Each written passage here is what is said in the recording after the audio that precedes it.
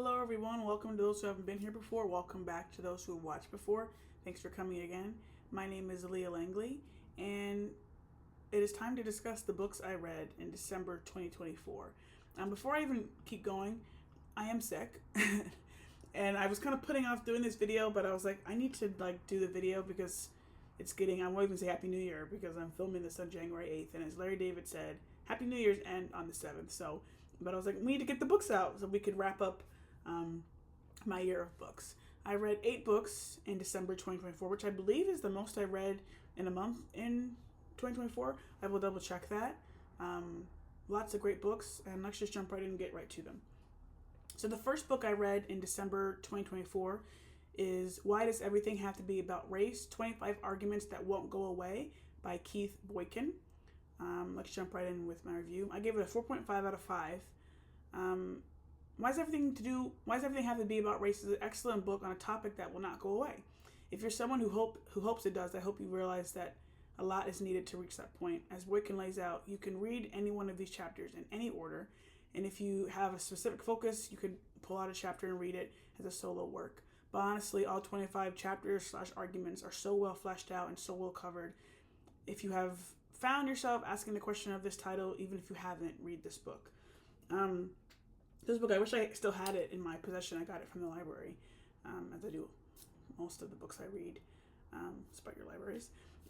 This book was just such a, race is something that's not going to go away. And that's really what it is. And Boykin just so well laid out every one of these points and every one of these kind of myths that people kind of have, and did a lot of counter arguments of he would present some of the things people have said about a certain topic, and I wish I had an example I could give you at this time. I did highlight all of the, to kind of save, I got the Kindle version later. I highlighted all of the titles basically of the chapters because those are kind of the summary of what each chapter would go into. So many different things, and it's one of those books, like I said, you could just pick a chapter. You don't have to read it in order. You could just grab a random chapter and start reading, even if you want to focus on a particular area. So very, very great book. I definitely recommend it. Yeah, that's the first one. Second book of December 2024 is The Outrun by Amy Liptrot. It's a memoir. Let me read my synopsis first, then we can talk a little bit more. I gave it a 3.5 out of 5. The Outrun follows Amy Liptrot as she struggles through the disease of alcoholism / addiction. I heard of this book through the 2024 film starring Saoirse Ronan, and after seeing the film, I wanted to hear from Liptrot, so I came to this memoir. We read of the rise and fall of Liptrot as she tries to get a handle on this addiction, but fails over and over again until she hits a breaking point, leaves London, moves back home to northern Scotland, and eventually goes to a secluded place to fully sober up and write this memoir. It is a raw look at a recovering addict hoping to restore her life. I'd recommend this for all, but especially those people in their lives struggling with addiction or people struggling themselves. So I saw this movie. I'm a Saoirse Ronan fan, I guess you could say. So I definitely was going to see it. I thought she gave a great performance, and like I said in my review, I was eager to read the book. I was like, okay, let me kind of get the information from the source, and I'd heard Saoirse and some of the people talk about Amy Liptrot's work a lot. As I said in my review as well, addiction is certainly a disease, and I feel that some people, either people who are outside of it or people who are sometimes going through it, don't always class it as a disease or don't always see it as a disease and feel like they could just do it themselves, get rid of it. And sure, some people can, just stop drinking and move on to do something else, but many people cannot, and it's very hard for them to get past it. And I feel this is just a great book, kind of like I said, showing the rise and fall of this disease that she was going through, and how it's an everyday thing. Just because you become sober doesn't mean it's not an everyday decision, as people who go through this have often characterized it as. So it's a really good memoir. Give that one a read. Next up, the third book in December 2024 is Homemade Love by J. California Cooper. This was a book we read for our book club. This is a book my mother recommended, actually. She had read it years ago. And let me just jump right in. I gave it a 4 out of 5. An excellent book of short stories with love running throughout. I won't put it better than this quote, which I don't know where exactly it's from, so I won't try I won't try, and I will just share it. And this is my review of this book is essentially this quote, because I think it was a really great quote. So, Homemade Love by J. Kaufman Cooper is a collection of short stories that explores themes of love, resilience, family, and personal growth, often within the context of the African American experience. Each story is written in Cooper's signature, conversational and straightforward style, reflecting the wisdom and warmth of everyday life. The characters in Homemade Love navigate challenges such as heartbreak, poverty, and societal expectations, but ultimately find strength and redemption in love, whether romantic, familial, or self-affirming.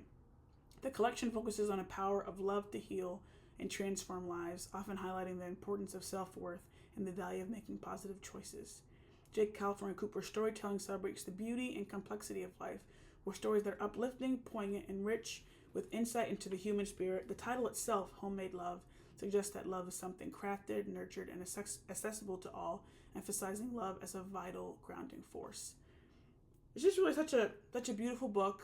Like I said, I'm not going to put it better than that quote, and I wish I could figure out where this kind of quote is from, but it really is what it is. It's love is oozing out of the book. Love can come from anywhere, and it is often, like I said, within the context of African American experiences. But anybody, I think, could read and connect with this work. I really enjoyed this one.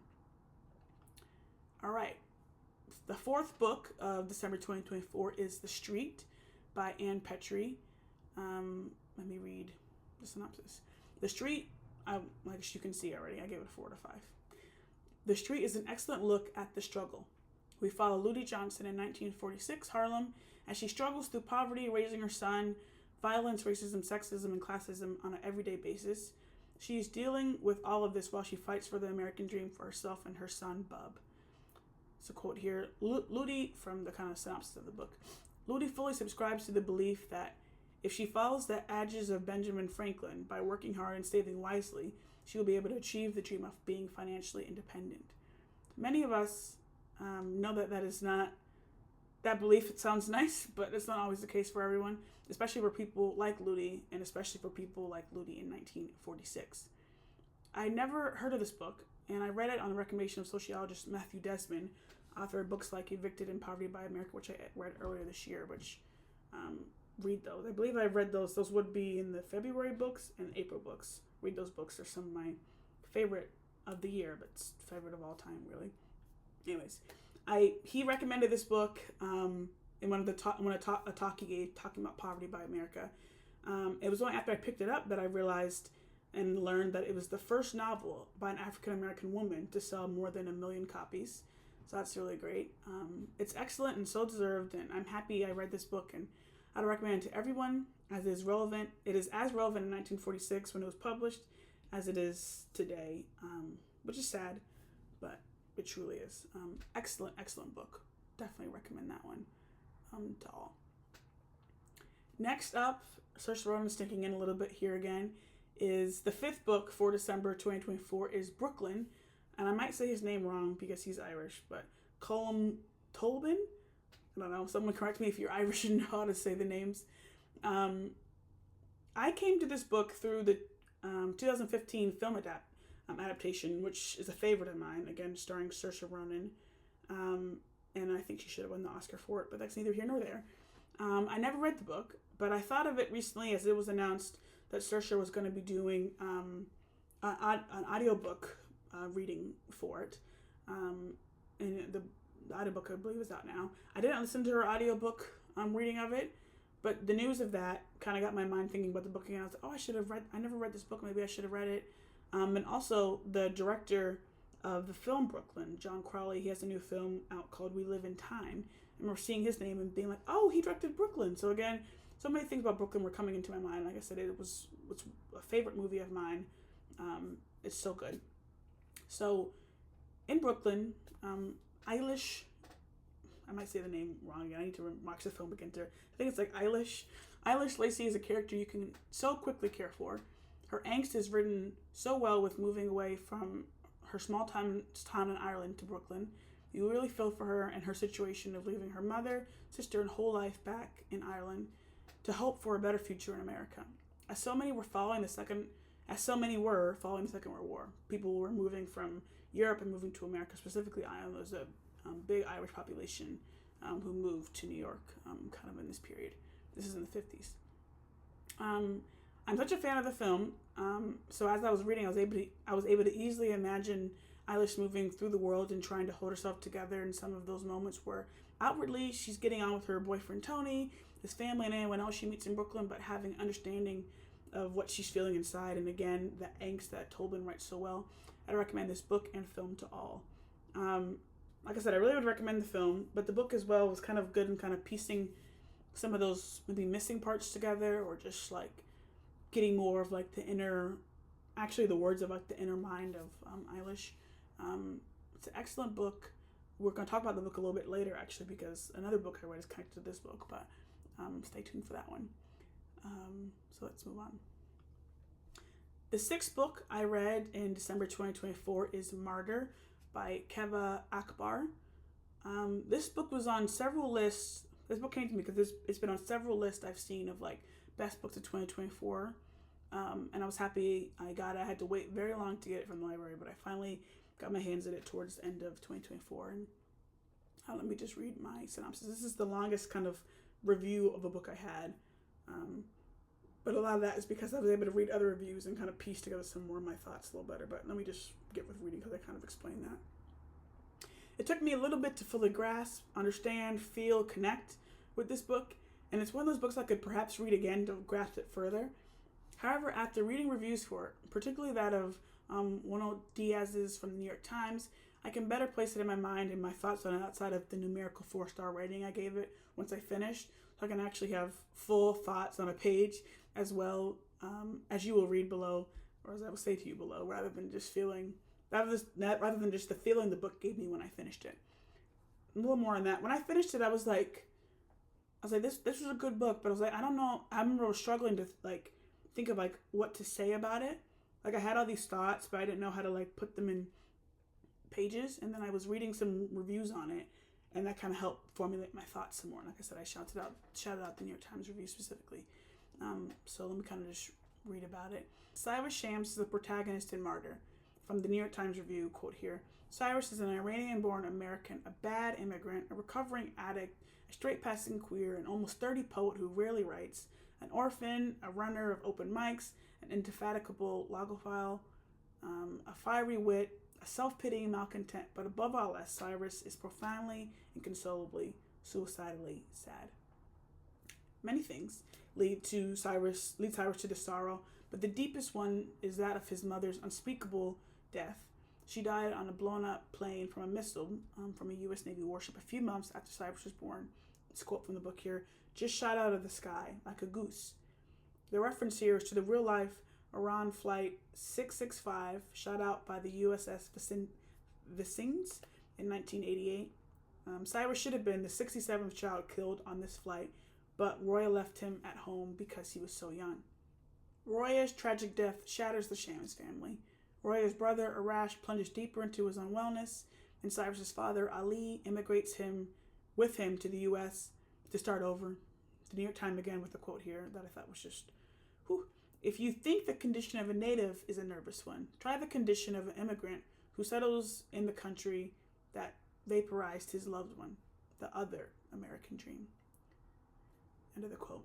Ali lives only for Cyrus, who is distraught with night terrors, insomnia, irrational fears of deportation, etc. He tries to hold it all together by talking to famous people in his dreams, like Madonna, Kareem Abdul-Jabbar, etc. And eventually by art, substances, and friends. None of these ease his survivor's guilt, or as he calls it, his doom organ, which is throbbing all day, every day in his throat. That's where we meet Cyrus. We meet him at the start of Martyr. He's at a breaking point. He's unable to quiet his doom organ and is now orphaned after Ali dies. He dies as when he's a sophomore in college. He is suicidal. Cyrus seems determined to join his mother in death and gain his rightful place as number 67 on Flight 665. The only thing keeping him around is that he wants his life to matter. Unlike his mother's meaningless death, he wants to sacrifice himself for a higher cause. Quote, you want to be a martyr? His incredulous AA sponsor asks him, I guess, yeah, something like that, he replies. A fascination with martyrdom takes hold, and soon Cyrus's papering his apartment with photos of people whose death mattered.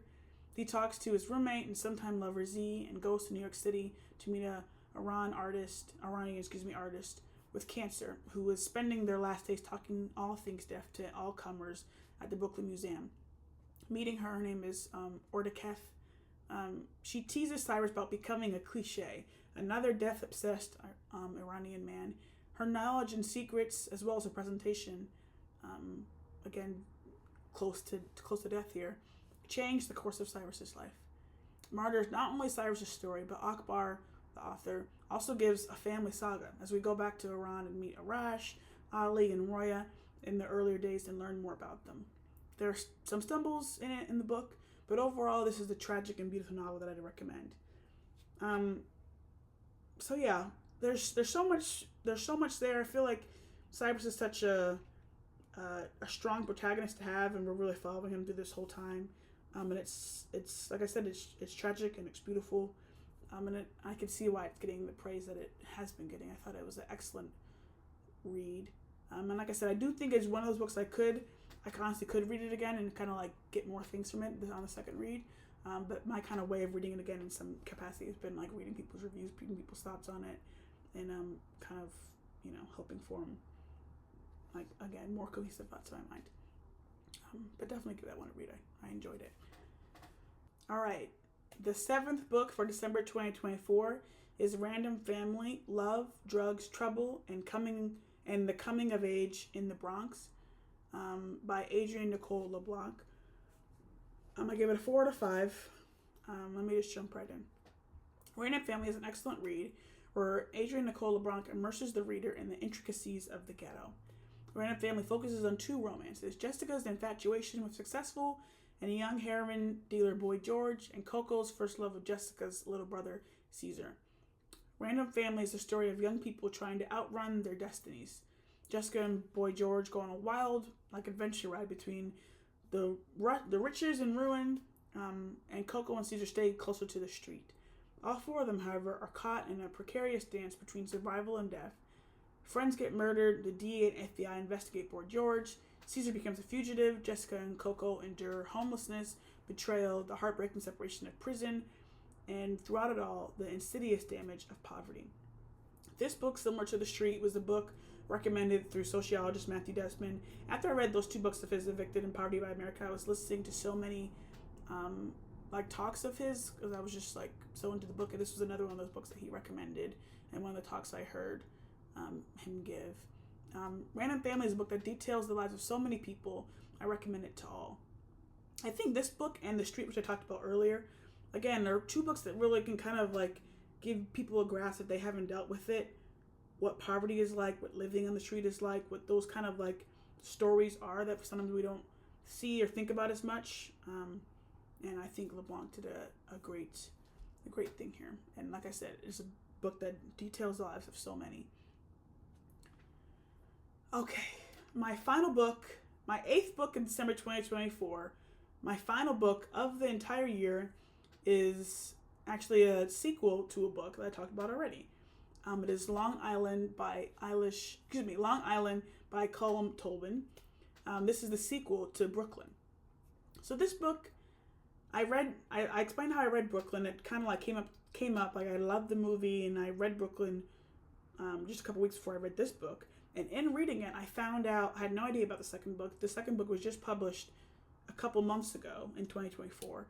And I learned that there was a second book when reading this one, seeing it on Goodreads and saying, oh, is it a series? And then clicking on this book and going, oh. So I grabbed it from the library and I read it. And I think in a way, Brooklyn was originally published in 2009, I believe, and this book is in 2024. So since I just read Brooklyn, I was able to kind of read these books back to back, like I said, within a week or so of each other, instead of having to wait 15 years like other people who might have done that if they read Brooklyn right away. So the story was still very fresh in my mind, Brooklyn story, and jumping right into Long Island, which is 20 years ahead from where 20-some years ahead from where Brooklyn is. So explaining that, my little synopsis here, we have jumped 20-some years in this book to the 1970s, 1976 for the specifics. And we see Eilish living in Long Island as they discuss doing eventually in the first book, her and Tony, which again, if you want to read Brooklyn, maybe don't I don't know, because this kind of spoils some things in a way. Her and Tony get married. Anyway, so her and Tony discussed in the first book about moving to Long Island eventually with his family and all these things and everyone living around each other. They're in Long Island now. Eilish is in her 40s. It was sad to see Eilish still in this alone state, like alone in a marriage, essentially lacking deep connection as we saw her in the first. Even though Tony is still around, she's still struggling between two worlds per se and doesn't quite have her place wrapped up in Tony and his family who all live around them, as I kind of described.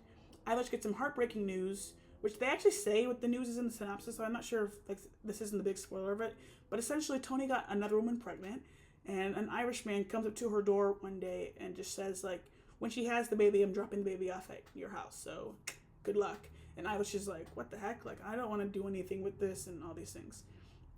Through all of that, Eilish goes back to Ireland to be with her mother for a little bit, and it's her first time visiting since the 20 plus years since she'd been back, which we saw her go in Brooklyn. It's her first time back. There she reconnects with people from her past while trying to determine what her future will look like. I enjoyed the book, but towards the end, without a resolution, it was clear, like, okay, Tolbin, the author here, is just trying to set us up for a third book, which is fine, but a little annoying. So we will be back when the third book eventually hits and hopefully wrap up Eilish's story. Yeah, I remember before I even read the book, I'd quickly seen someone basically say what I said at the end, like, he's just setting us up for the next book, because I was reading and I was like, oh, there's only so many pages, so many chapters left, and a big thing needs to be decided here, or a big thing needs to be revealed here, and we're not there.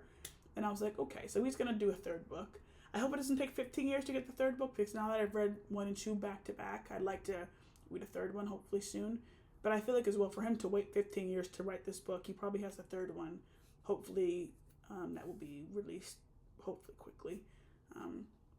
But yeah, Eilish Lacey, she's a likable character's person. Like I said, for Brooklyn, you can kind of connect with her right away and you feel for her and you like her and all the things. And also, again, with the Saoirse Ronan connection of her playing her in the film from 2015. So happy to have that been my last book of 2024. So yeah, that is the 8 books I read in December 2024. My complete total for the year is 60 books. As I have done always, my book readings, my books are up. The books I've read and things like that. I post a list of the books I keep tabs of like all the books I read, and like I have my favorites. I have like what films I recommend, things like that. I've discussed them kind of here, like in terms of like if I have a film or TV adaptation I recommend you watch. But I will try actually to post. I post it kind of just like to friends and family. But I will post it if I can on my YouTube kind of pages so you can kind of see my specifics, all the books together, the specific favorite ones I have and things like that. And as always, I'm looking for recommendations. I just finished my first book for 2025 today. It's a book I wish it wasn't my first book. I picked it up, but I have a rule that I have to kind of finish a book once I pick it up. So we'll talk about that when I do my January books video next. But thank you so much for watching and listening and supporting me through 2024. We look forward to 2025 and continuing to do some more things. I will see you guys in my next video. Lots of movie stuff coming up because it's award season. If you didn't know, books and movies, those are my jam. So we're looking forward to all the new movies I'll be seeing and award shows and things like that. So yada yada. 60 books for 2024. I'm happy to have completed, and we look forward to next year and accomplishing the goal. Which I should say, my goal is always to read the amount of books I read the same amount of books that I'm turning that year in terms of my age. It's a way to keep it kind of low stakes and a way to kind of, as I continue to get older, to make sure I'm reading more. But that way I don't stress about the number. I usually always pass my reading goal. And so this year, 2025, is my goal is 29 books. Anyway, but we made it past this year. Let me focus on 2024 because this is December video. Anyways, all this rambling. Goodbye. See you guys in my next video. Again, thanks so much. Bye.